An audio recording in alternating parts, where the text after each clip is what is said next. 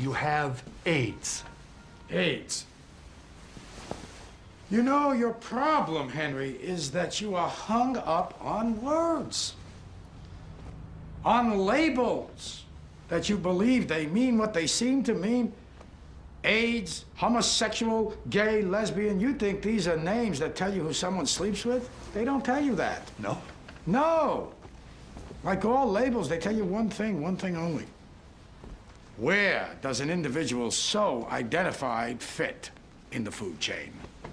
In the pecking order. Not ideology or sexual taste, but something much simpler. Clout. Not who I fuck or who fucks me, but who will pick up the phone when I call, who owes me favors. This is what a label refers to. Now, to someone who does not understand this, homosexual is what I am because I have sex with men. But really, this is wrong. Homosexuals are not men who sleep with other men.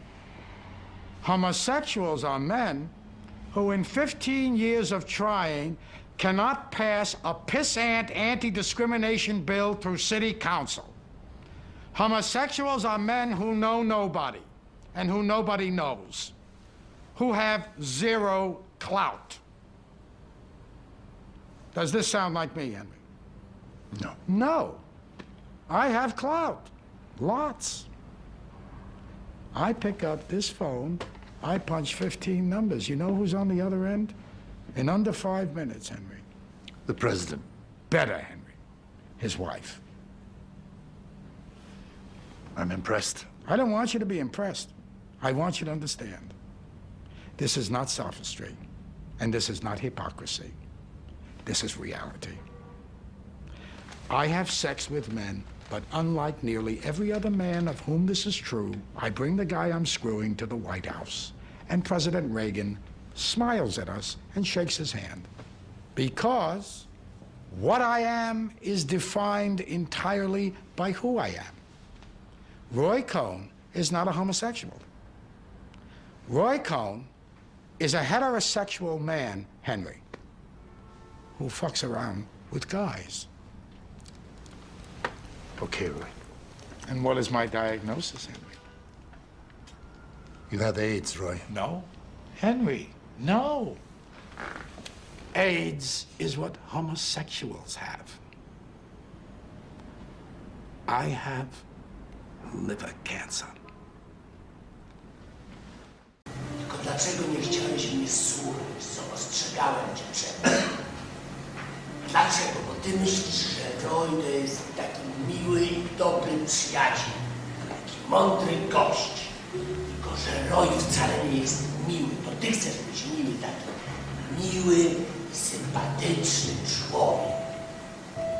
I wiesz, co jest moim największym sukcesem życiowym, z czego patrząc wstecz jestem najbardziej dumny? To jest Ethel Rosenberg. Na pewno uczyłeś się o niej z podręcznika historii. Otóż gdyby nie ja, Ethel Rosenberg by żyła do dziś i prowadziła rubrykę porad życiowych w jakimś kobiecym piśmie.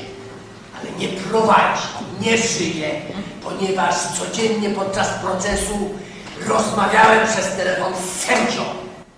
Codziennie robiłem to, czym jestem najlepszy, rozmawiałem przez telefon, upewniając się, że ta przestraszona żydowska fujara występująca w roli sędziego spełni swój zasrany obowiązek wobec historii, wobec Ameryki. Bo ta mała żydowska kobitka, jej dwójka dzieci, ajajaj, wyglądająca jak nasze żydowskie mamuśki, była tak blisko do żywocia, a ja stawałem na głowie, żeby ją posadzić na krześle. Jeszcze bym pociągnął za fajkę, gdyby mi pozwolili. Dlaczego? Bo kurwa nienawidzę komunistów! Bo kurwa nienawidzę zdrajców! To nie było legalne! Jebać legalne! I to ja jestem miły, jebać miły! Piszą o mnie straszne rzeczy w gazecie, no to jebać gazetę! Chcesz być miły czy skuteczny? Chcesz tworzyć prawo, czy nie? Grzecznie przestrzega! Isn't that the whole issue in a nutshell? A black person doesn't choose to be black. A woman is obviously a woman. All right. They can't change what they are or hide it. So, if people discriminate against them, it's, well, wrong. A lot of the time.